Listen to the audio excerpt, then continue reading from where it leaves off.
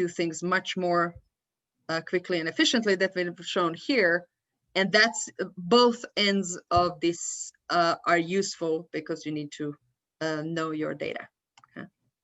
So that way you have a good overview of what can be done with different types of resources. Everybody still with us? We have lost only about 5 people, which is not bad. I'm going to pause. And I will let Mike Marsh take it away, and then we will have brief questions for him.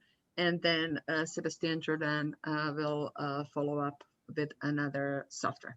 Take it away. Fantastic. All right, I've given myself a 15-minute timer. So thank you, Masha and James, for organizing this workshop. I think it's terrific.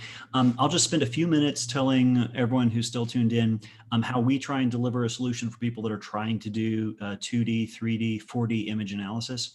You'll see that it is both interactive and graphically rich, but it also offers you most of the advantages you would want on a Python console for you to do custom debugging and troubleshooting and experimentation. So fundamentally, it's a software package for doing visualization and image processing and quantitative analysis. I will point out that it's free for non-commercial use. So if you're doing this in a university setting and you're just doing this in the spirit of academic work, then you can get the software license for free on your computers. So just to interrupt you a little, because there's actually a related question that went to me privately. It says that you have it for 30 days, but so what is the way to extend that license for university? Yes. So when you're inside the software, it'll tell you you're using a trial license, and you can go in and request the academic or non-commercial license, and then it gets. So it has to be requested. Yes, and then it's activated for a year, and you have to come back once a year and fill out a survey. And that renews it. So we're not going to be able to teach you anything because there's so much to learn. I can't teach you anything in the next 10 minutes, but I will do a webinar on Tuesday. You can go to orss.ca/DRP webinar and register, and then we'll go in a bit deeper dive and show you some of the things you can do. And in that webinar, we'll talk about downloading and installing DragonFly, how you can load data, how you can do visualization such as screenshots and movies, a bit of an introduction to image segmentation and analysis tools, and an overview of our deep learning framework. If you have any questions or special requests for what we'll cover in the webinar, just email me mmarsh@theobjects.com and put digital rocks at the front of your subject heading. So that's mmarsh@theobjects.com. So DragonFly is this interactive tool. It's very easy to use. It's great for correlative work where you may want to do multi-scale or multimodal imaging. It also has terrific features for SEM methods, including an SEM simulator. We're going to talk probably mostly about X-ray data, which is a very common tool for 3D in terms of digital rocks. We also have our deep learning, highly developed, highly integrated deep learning engine, which is very powerful for getting a lot of good work done. In terms of digital rocks, you'll see that we have data compatibility. Well, first I'll say DragonFly runs on Windows and Linux. The data compatibility, so this is all of the data types we talked about today, and the standard file types, including DICOM and TIFF and RAW, can all be loaded in DragonFly. And this is great for, SEM or FibSim or microCT or whole core, etc. The things that you can do in DragonFly are work on images, work on image segmentations. You can create and manipulate pore networks, which are a type of object which we call graphs. You can work on surfaces, which are types of meshes. You even have some limited support for vector fields. So this could be the result of a simulation or the result of an interpreted image empirical flow study. And all of this is fully correlative. I'll show you the visualization here in just a moment. You can understand that it's high performance and it's high impact, works on large data, easy to make movies. We also have a full toolkit for image processing, and both traditional image processing and deep learning, and all the analysis and quantification tools. DragonFly is fully Python enabled. We send DragonFly out with our own sandboxed Anaconda distribution running Python 3.7. There's extensive documentation for making customizations and extensions, and you can work directly on the Python console. Let me talk for about a minute and a half maybe on deep learning. So deep learning for image segmentation, for image enhancement, which could be denoising or super resolution, but also for object detection. So this is a non-rock sample. This is actually denim fabric, but it's just a slide that shows when you have a stack of images and you have a few of those images as annotated according to their different phases, then it becomes possible to train a neural network model that can then automatically segment. And of course, course, once it's segmented, you can pull apart the internal details and make movies and animations that show, what are the internal details of the fully segmented image stack. So this is just showing sort of DragonFly rendering, where you're color coding maybe the thin fibers in orange and leaving the thick, broader fibers in white, and then doing a cutaway to reveal what is the internal structure. Now, this is an iron pellet. I should say the data we just looked at come from the applications demo lab from Rigaku Americas. This is an iron pellet where the researcher was interested in differentiating pores from cracks, and deep learning is very good at doing those sorts of tasks as well. Here's a data set from the Digital Rocks portal. This is from Martin Blint's group from Amer Alamati, where there is a mixed wet carbonate that, so I believe this is a drainage experiment, and you have noisy fluid phases and other fluid phases and noisy rock phases, but a digital rock, or I should say a deep learning image segmentation, can pull all of those materials out for you. I don't want to belabor this by showing the animation because I want to get into some interactive DragonFly. So I'm just going to go ahead and skip past this movie. There's also the concept of super resolution. This comes directly from the data, and the paper are shared. So the paper exists, the data is in Digital Rocks portal, and the paper documents a super resolution method. And we took about a day and a half to reproduce it in DragonFly. What you can see is you can train a model to recapture high resolution details like you see in this sandstone. You could even train one model that works well on sandstones and carbonates. This is all Ying-Da Wang's work, and Ying is in the group with Ryan Armstrong at University of New South Wales. And you can see that, a low resolution data set with 20 micron pixels, where you want to recover high resolution information, this is what the reconstruction gives you. So you may not recover all the internal details, but you get much higher information about where the pores are and the surface features. So really terrific tools there.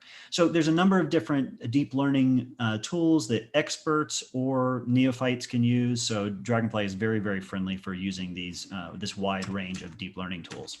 Let me go over to DragonFly. I have a data set loaded. So I've got about 8 minutes left, so I'm going to show you a few things in DragonFly. DragonFly is this interactive tool that's may feel like a Photoshop or another mature desktop application, where you have panels that let you interact with your scene, and you can pan and zoom and interact with your data. What we have loaded right now is a Berea sandstone core with an induced fracture. Masha is listed as one of the co-authors on this. This data comes from Zulema Karpin at Penn State. And what we're looking at here is data that comes from, I'm almost certain, a medical CT data set. And it was encoded in RAW, but I imported it into DragonFly. And no, here in the micro webinar, CT. oh, this is micro CT. Oh, that explains why the resolution. One of the original one, 2007. One of the original submissions. Back when there were not that many. Yeah, for sure. So in this, we have views of our 2D data, and we might want to, enhance the contrast of our 2D view. And you can see these details that you clearly wouldn't see on a medical CT scanner. You have tools to navigate around in the spatial domain, so you can interrogate and look at different slices and different positions in the fracture. Over here, you see in our workspace, we have our image data set, which in this case, it's only 1.6 gigabytes. It's about 1,600 slices. And we have the image data. We also have the fracture has been segmented and labeled blue. This is a segmentation I did in about 3 minutes. I could reproduce this during the webinar.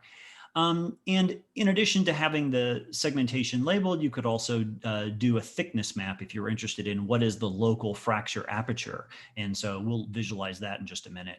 Here in the 3D window, I'll double click to go full screen. I have my data set, and we have different settings for enhancing and changing the contrast and the color. And so if I have my data set selected, I could choose some of these different presets that are available. And what I'll do is I'll just change the window leveling a little bit. You can see on this data set that there's a liner on the outside of the data, and we can try and enhance it so we don't see the liner. We could also use something like a mask. So if I wanted to create a cylinder, I just created a cylinder in my workspace, and I could say, well, let's use this cylinder to apply a clipping mask. I don't want to clip the inside, but I want to clip the outside. And now I can clip so that I see just the data And you can see I could clip so that I see the data, but not necessarily that core liner. So you have tools for doing those sorts of masking operations. If we wanted to make a movie, we could come in here and say, let's turn on the movie maker. And we could say, well, I have frame 1, looks like this, and maybe I want to cut away my data to reveal the fracture.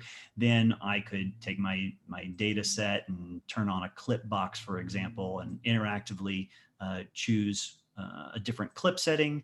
And then I can just add a new keyframe in my movie. And when the movie animates, it's just animating between one state and the other. But, you may say, well, at the same time, I want to rotate and zoom and now update that keyframe. And now the movie is both cutting away and rotating and zooming at the same time. So you have these tools to make high impact animations. Now it's playing in real time and it's accelerating so you can see it in real time. So that's why it's low quality. When you hit the record button, it'll record the same high impact videos you saw in my slides at the beginning. Now, I can hide the movie maker for a minute. I did mention that you have interactivity in Python. So if I wanted to pull open the Python console, I have a Python console down here at the bottom. This is running our own distribution that's a derivative of the Anaconda distribution. And this is running Python 3.7.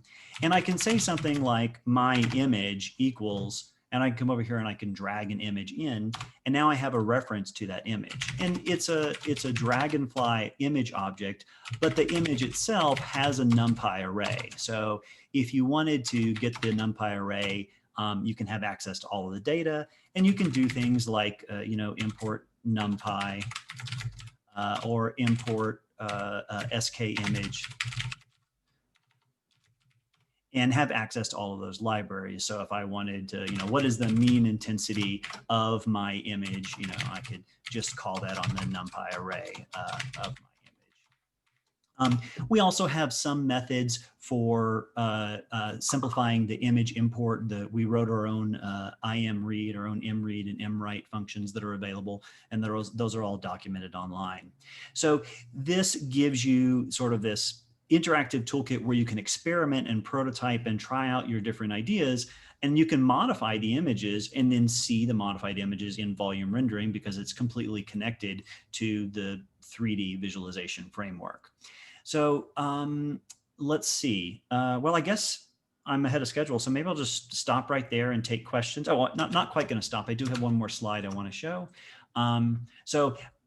There's a lot to learn in DragonFly, and when the pandemic started and people were sitting at home trying to figure out what they were going to do since their offices were closed, we launched a daily webinar series. So for about 40 days in April and May, we did training topics on how to use DragonFly. So you can go and you can just Google DragonFly Daily and you'll find our YouTube playlist, or it's just orss.ca/YTP2, our YouTube playlist too. And you can start with downloading and installing DragonFly and working with images. And a number of these videos actually use Digital Rocks portal data. So let me stop there and take any questions by text or voice, and just remind you that if you want to sign up for the webinar next week, you can go here at orss.ca/DRP webinar. Are there any questions? You can unmute yourself if you'd like to do it via voice, or just type in chat.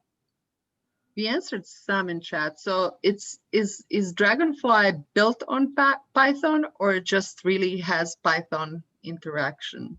Right. We built a dual object model. All of our core objects, our images and our meshes, they all exist as C++ representations and Python representations. And so when users write their own plugins or extensions, they integrate into DragonFly. They can write them in Python or C++, and other users can call them again from Python or C++. So it's a dual language or a dual object model.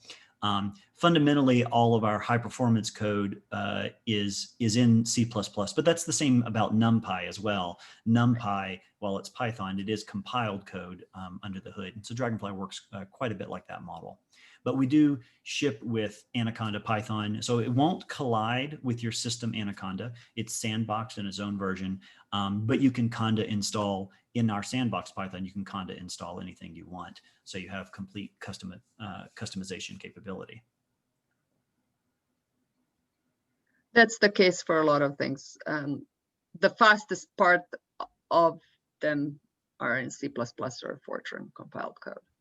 Right. But right. the great utility of Python is that sort of like, I call it a glue. It glues everything together. Oh, yeah. It's terrific. And you can take pretty much any compiled code and integrate it together. We've got lots of documentation online of how users can write their own extensions. If you're a deep learning expert, you can bring in your own deep learning models that you've already built in Keras, or you can write your own. Or if you're not an expert, you can, like the rest of us, like the 99% of our users, you can just use the pre-built models or have it build models for you. So lots of capability for the experts that want to get their hands dirty in the raw Python, and also all the capabilities for people who just want to follow the mouse and do the easy interactive stuff that's already pre-programmed for you. Mike, when you do deep learning models in DragonFly, if you wanted to put in your own models, do you have to do that through the Python interface, or does that work with the GUI as well? What's the typical workflow like? Just out of curiosity. Yeah, so you can either create, so there are three ways. You can ask DragonFly, just create some models that are appropriate, and you can give it just a couple of parameters. You don't need to be an expert. Or you can, if you are an expert, you can actually draft the full topology of all the layers and all the connectivity. The third option is you can write your model in Python, in Keras, and save the H5 file and import that directly into DragonFly. And then there are two questions on the chat. Yes, DragonFly can extract poor network modeling. It's done with, oh dear, I can't remember. I'm typing it in as you talk. OpenPNM. Yeah, and I know it's OpenPNM, but I can't remember his name. Gostick, Jeff Gostick. Jeff Gostick, thank you so much. With Jeff Gostick's OpenPNM solution. So you can extract poor network models with that. And then the other question is micro CT reconstruction feasible in DragonFly? The answer is yes, but only since June or so. So it's you can do laboratory CT reconstruction if you have all of the geometry parameters. You can do it in DragonFly. It's not a super feature-rich solution because it's pretty young, but yeah, you can do reconstruction on the GPU. You can do it in slabs, so it manages memory, and you can do iterative reconstruction with that. So. I am laughing because, well, to the extent that any poor network extraction works with heterogeneous media, OpenPNM can do it. Okay, Right. So it's not a straightforward question, and does take a lot of, let's say, playing with the data and making sure that you agree with the result. And part of it is that the resolution goes. You always have very small features, which might or might not be well resolved. Okay. For sure. I'll show on the webinar, I'll show our plug analysis wizard, which does things like compute tortuosity for you and create a poor network model for you. So we'll show some of those features in the webinar. Now there's one more question: is micro CT reconstruction feasible in DragonFly?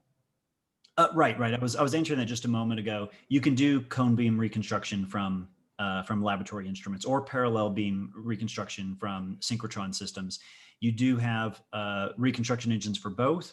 We're using the same grid reconstruction that is used by TomoPy, and for the parallel beam, and for cone beam, we're using something called OpenRTK. So I can get into any of the details for anyone that wants to know, but we do have GPU enabled slab-based reconstruction, and it is iterative. So you can do forward projections, but there are no advanced sinogram filters or advanced alignment tools. So I'm happy to tell you what the limitations are, but if you want to do it what type of hardware do you have to have for that? Well, you could run it on the CPU, but you're going to wait on it for a week. So you don't want to do your micro CT reconstruction on the CPU. So you want to do it on the GPU, which means having a CUDA enabled graphics card. And I don't think I have the slide up anymore,